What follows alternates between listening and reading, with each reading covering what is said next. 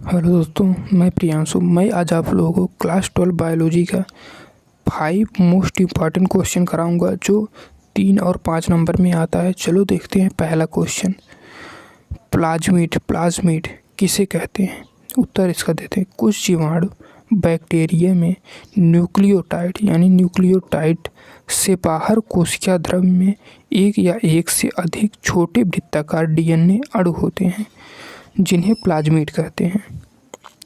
वही क्वेश्चन दूसरा देखते हैं। न्यूक्लियोटाइड तथा न्यूक्लियोसाइड में अंतर। इसका उत्तर है एक न्यूक्लियोटाइड न्यूक्लियक अम्ल की एक पूर्ण इकाई है, जबकि न्यूक्लियोसाइड में एक फास्फेट मूलक PO4 की कमी होती है। क्वेश्चन तीसरा है। प्रश्न देखते हैं। सेंट्रल डोग्मा से क्या अभिप्राय है? इसका उत्तर है क्रिक के अनुसार डीएनए mRNA के अनुलेखन द्वारा प्रोटीन संश्लेषण के लिए सूचनाएं प्रेरित करता है। mRNA अणु केंद्रक से बाहर कोशिका द्रव्य में पहुंचते हैं। उसके बाद mRNA में न्यूक्लियोटाइडों के क्रम का अमीनो अम्लों के क्रम के रूप में अनुवाद होता है। इस सूचना का एक दिशीय प्रवाह या सेंट्रल डोग्मा कहते हैं। डीएनए अनुलेखन, mRNA अनुलेखन प्रोटीन। क्वेश्चन चौथा है। मानव जीनोम परियोजना को महापरियोजना क्यों कहा जाता है? मानव जीनोम परियोजना के अंतर्गत मानव जीनोम की संरचना, वंशागति, स्वास्थ्य पर प्रभाव, आनुवंशिक रोगों से मुक्ति की दिशा आदि के बारे में विश्व की कई प्रयोगशालाएं कार्यरत हैं। मानव जीनोम में उपस्थित लगभग 3x10⁹ क्षार युग्मों की उपस्थिति तथा उनके अनुक्रमों को जानने, सूचनाओं को संकलित करने, बड़ी संख्या में आंकड़ों के संग्रहण एवं पुनः प्रयोग के लिए उच्च गति की संगणक साधन की आवश्यकता होती है। यह कार्य अति कठिनाई भरा है।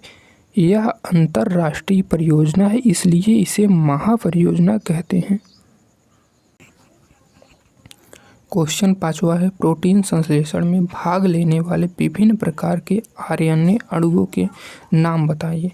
उत्तर देखते हैं। प्रोटीन संश्लेषण में आरएनए की भूमिका। प्रोटीन संश्लेषण प्रक्रिया में आरएनए सक्रिय रूप से भाग लेते हैं। कोशिका में 3 प्रकार के आरएनए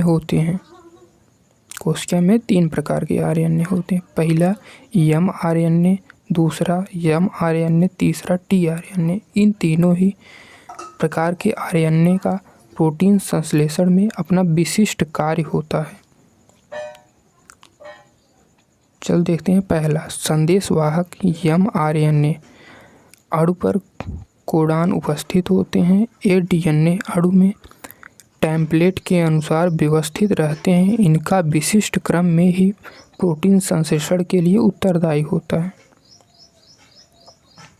दूसरा देखते हैं। स्थानांतरण tRNA अणु पर एंटीकोडॉन उपस्थित होते हैं जो mRNA में कोडान के रूप में कोडित संदेशों का अनुवाद करता है। यह mRNA पर एक विशिष्ट स्थान पर पहुंचकर जुड़ता है। क्वेश्चन तीसरा देखते हैं। स्थानांतरण tRNA अणु कोशिका द्रव्य से सक्रिय अमीनो अम्ल को ग्रहण करके विशिष्ट कोडान पर mRNA से संलग्न करने, इनको वृद्धि करती हुई पॉलीपेप्टाइड श्रृंखला से जोड़ता है। क्वेश्चन चौथा देखते हैं।